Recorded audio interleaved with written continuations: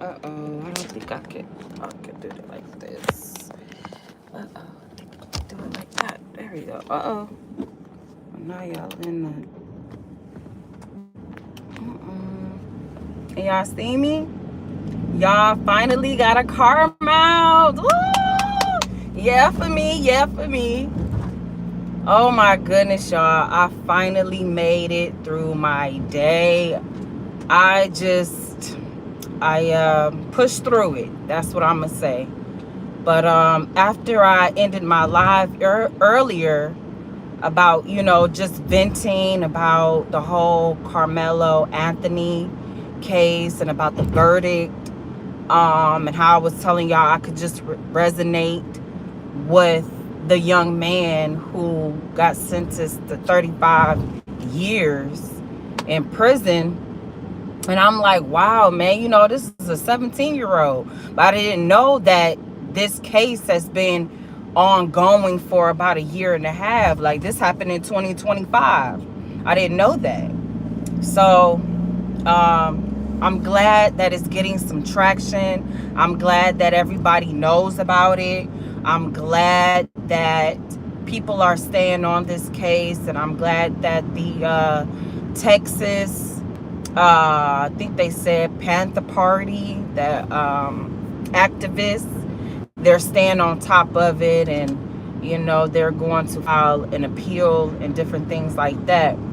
But you guys, I had to push through it. Like, after I ended my live earlier, I went down a whole rabbit hole. Like, I went down a whole rabbit hole, and now it's the weekend, and now I'm like, man, when I get home, I'm gonna just, unwind. But y'all, I have to decompress.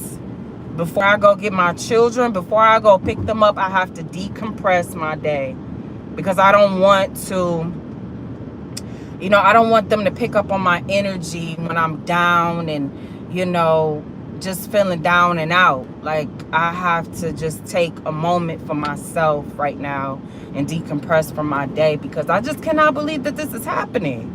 I cannot believe that Texas court system has failed again, another Black American. And they're not releasing the footage and stuff like that, and they're kind of keeping stuff hidden, like all the evidence hidden and stuff like that. And some people are not being forthcoming about the truth, and it's just like, that's what's hurting the case. But it's just sad. It's really, really sad, because I was telling y'all earlier that I can resonate with this young man, Karmelo Anthony, because I have a 17-year-old. And then I just heard from his parents today. They did a interview on the Breakfast Club, and they were mentioning about how he has a 12-year-old brother that he helps, and you know what I'm saying, like, helps out with his homework and stuff. He's a 3.7 student. And it's just so sad. It's so sad that this boy youth has been stripped and snatched away from him.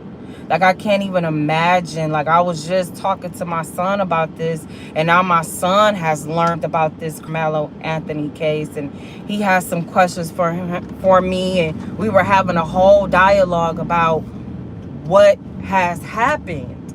You know what I'm saying? And I had to, like, tell him, I had to have that raw and honest conversation with my 17-year-old son. And it's crazy how we got to have these conversations with our sons to this day. And we in 2026. I know 400 years is not that long ago, but still, it's like we're still being faced with struggles and challenges and stuff like that. It's just like, I have to have a conversation with my 17-year-old son, because now I am teaching him how to drive, and now I gotta sit him down and have another conversation about police brutality. Like, whenever you on the road, whenever you're driving, no matter where you're at, make sure that you have your documents. You know what I'm saying? Make sure you have all that stuff pulled out of the glove compartment: your license, your registration, your insurance. And just make sure that you're being, calm. and make sure you're answering all his questions clearly and firmly, assertively. Well, not assertive, because that could go another way too. But just keep calm, and answer all their questions truthfully. And it's just sad that we're facing this to this day, and it's sad. It sucks. It really do sucks. It sucks and it's sad. But I'm on my way home from work. I just got off. The children, they're about to leave with their dad for the weekend. I have a vendor on Sunday. I'm happy for that. Like, we got a whole carnival going on, and I told my sons that I wanted to take them to the carnival when I get off of work. And then there's fireworks later on. Like, I don't even think I want to take them today. I don't want to take them to a carnival. I don't want to take them to the fireworks because of the verdict of Karmelo Anthony.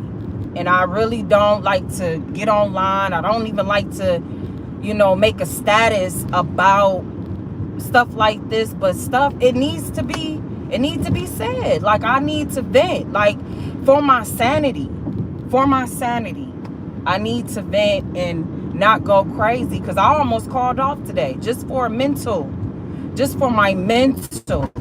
I wanted to take a mental day.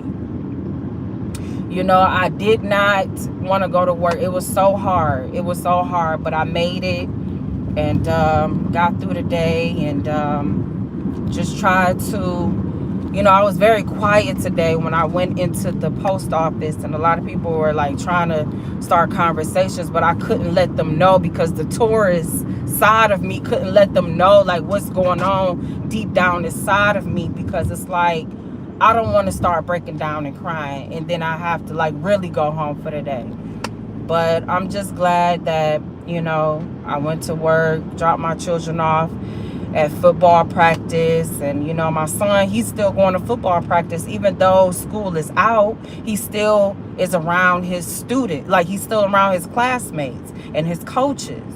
So it's like, man, like, just please watch your surroundings. If anything escalate, any altercations break out, just make sure you grab the teacher. I always tell my sons this: when they are in school and they are encountering a bully, make sure that you go to the teacher. Do not take matters into your own hands, because it could escalate really, really fast. And what they were talking about on these blogs and stuff like that, these different outlets, media outlets, and because they're following this case too, the Karmelo Anthony case, and they were talking about how it only took 4 minutes for things to just go haywire.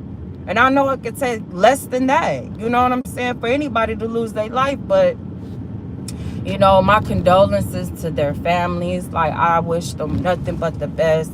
I wish them well. Like, I don't ever want to experience that. Like, I would be a different person. Like, I'm a different person right now just learning about this situation, And I don't wish that on nobody. Because they're kids. It don't matter how much I teach my kids, like, do this, do that, do right. Always choose to do the right thing. It don't matter how much I stress that to them. They are also people, individuals, and they're going to make mistakes. They're going to mess up.